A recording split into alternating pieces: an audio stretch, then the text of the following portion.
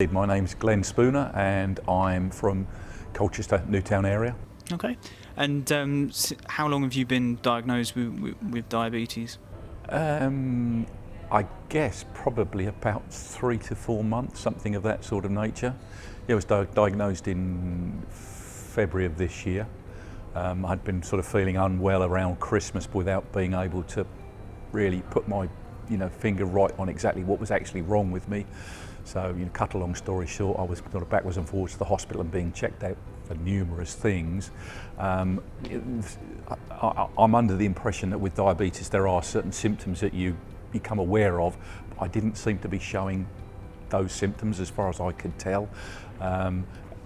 Anyway, I took my blood and it came back that I'd got a blood sugar reading of 55, and I think I'm led to believe that anything over 48 is sort of type 2 diabetic.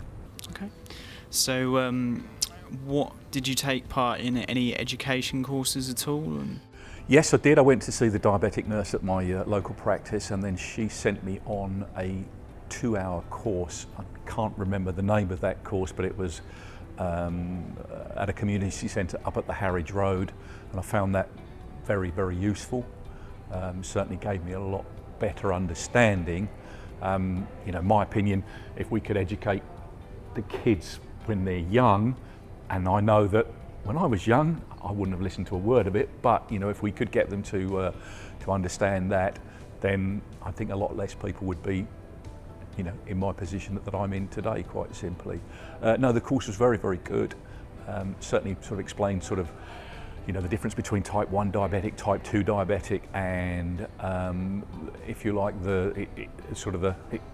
it's the pancreas that's sort of starting to, shall we say, struggle to work. I think probably the best description that the lady gave me, should sort of, you need to take pressure off your pancreas, which I thought was very, very interesting. And as a result of that, I've adjusted my diet accordingly. I really do like my chocolate and I do like my crisps, and I've sort of probably do that to excess. So I've tried to cut those out of my diet. I still have the occasional, small bar of chocolate, but I think it's just, you just need to be sensible about how you do these things.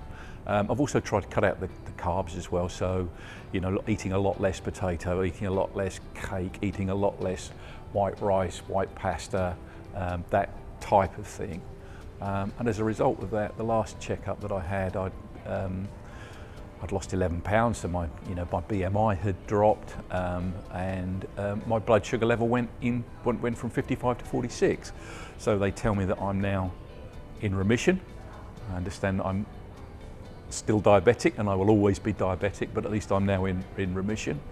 And my challenge is to see if I can just reduce that a little bit further, really. So by the sounds of it, you set yourself quite a few little goals and milestones for improving your health. How important was kind of the support of any family members, friends in this? I think that is important. There's a chap at work who's gone through exactly the same thing as me, probably he's sort of 2 years further down the line, and he's gone at it slightly more extreme than I have. He's completely cut out all sorts of food from his diet, and he's sort of stopped drinking alcohol and stuff like that. He's lost 3 stone, and like me, he's been able to do this without medication, etc., etc.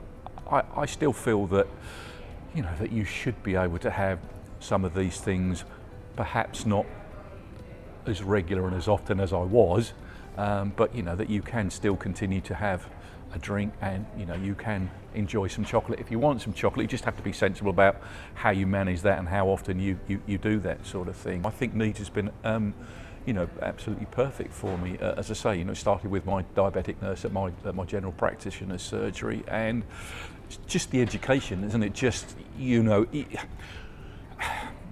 I probably realised that I shouldn't necessarily have been eating the chocolate and crisps quite the way that I should, but unless you get that education to tell you exactly what that means to you, and I've certainly got that from the diabetic nurse, and then from the course that I attended that was run by Needs, and now I have a much better understanding.